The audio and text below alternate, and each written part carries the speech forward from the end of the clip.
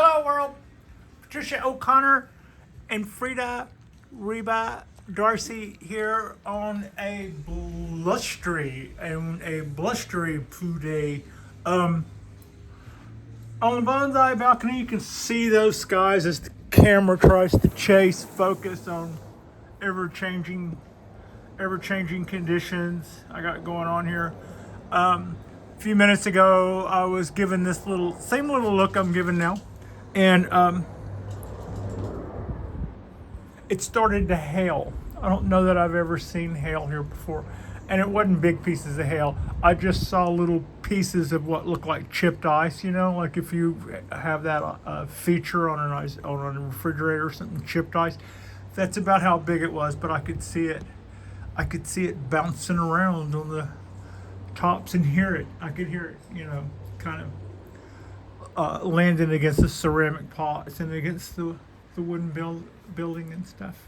It is quite cool, as in like maybe 50. We have showers continually blowing in. It's continuing to feel very spring-like. The first cypress tree to start showing spring buds is pushing out way ahead of all the others. This guy is just starting to get rolling a little more now. And now this guy, which was the one that was kind of woke up second, is lagging behind. I guess they all have their own pace. Looking over at our Japanese black pines, we're starting to see candles.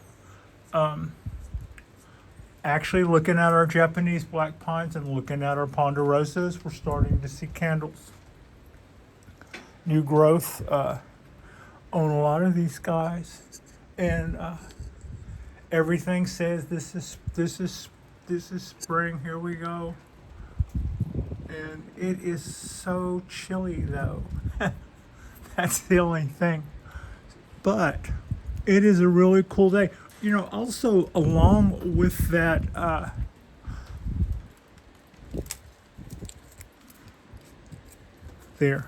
along with the hail, I heard thunder just ahead of that. We don't hear thunder a lot. In fact, I'm closer to I'm just probably 2 or 3 miles away from some docks. So sometimes what sounds like thunder is where somebody will have dropped a container from a little too high off the ground and it reverberates off of a mile of concrete. But yeah, we had a little thunder going on earlier. We had, like I said, that hail. That was a little interesting feature. It's nothing I really think I have to worry about, and overall, it's encouraging to see everybody budding out. I have so many reasons to be excited today. This is that blustery kind of stuff. This is that blustery kind of stuff that spring does, which when it comes time to enjoy things that are outdoors, sometimes we start seeing an uptick, like maybe like in sports or something. And on days like today, you look at the calendar and you go, yeah, it'll be spring by then. And then you're out here doing it and you get this where it's 15 mile an hour wind, which feels cold, and off and on ice blowing around in it. So yeah, thanks for all of that stuff. But this is also what spring gives us. And it's really encouraging to see all those candles. Now, what else is encouraging? Well, I got some word today, or actually I got the word yesterday, but I didn't see it until today, that upstate, my Ponderosa has been grafted and is ready for pickup. I am very excited about that. Every time that occurs to me, I just smile.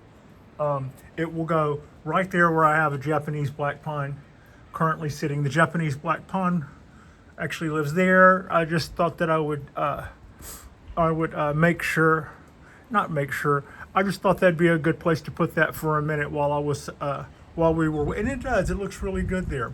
But the Ponderosa is bigger and is heavier, and we'll need that spot. But it's been grafted with Japanese black pine, and it is upstate, and I will have to coordinate my little trip upstate to get that guy. So I am very, very, very much excited about that.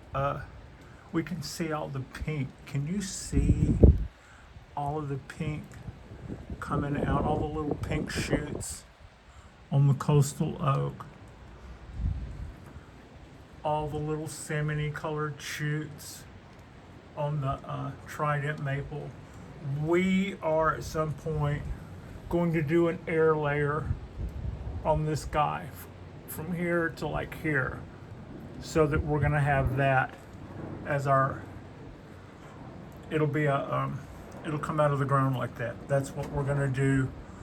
That is our future project with that trident maple. Here is a quick look at the cork bark, which we did the little lap around the inside lip of the container just a few days ago, and then filled that gap that we had made in there, that little empty space, with we'd filled that with boon mix that I'd mixed up, and man, that thing is just, it hadn't missed a beat. It goes right back out on there, and it is just flushing out like nobody's business. And that space down there will allow for those roots to expand, and it'll spend the next year enjoying that little free space, which also kind of decrease the surface tension on those roots anyway, which will the whole thing, taking that little French drain that I made around the pot, plus taking the surface tension off of there, both of those things will better enable the mixture or the uptake of oxygen and water. And that's what's going on there. It's chilly out here, but I'm bearing with it. And every time the wind blows, you can probably hear that on the phone mic. But every time you hear that, that always carries water with it. So it's like it's sprinkling in the breeze. And we can see even our 17-year from seed is starting to got candles coming out all over it. Oh yeah, our cork bark is starting to show signs of candles. So that's what's going on there. Now let's move in. Boom. That was fun.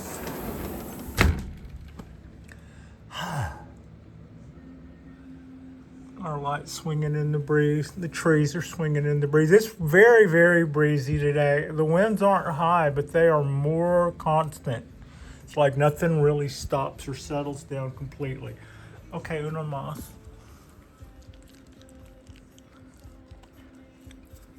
Today is a fuzzy slippers kind of day.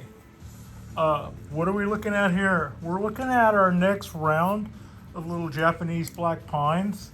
The lights are still set up in the kitchen, and the light singular, which is a 4-foot 2-bulb LED grow light. I use that to germinate seeds, and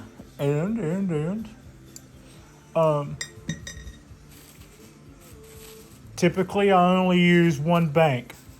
I've got, the light comes with the switch that operates one bulb at a time, and what I typically do is operate, I think, the two outside ones.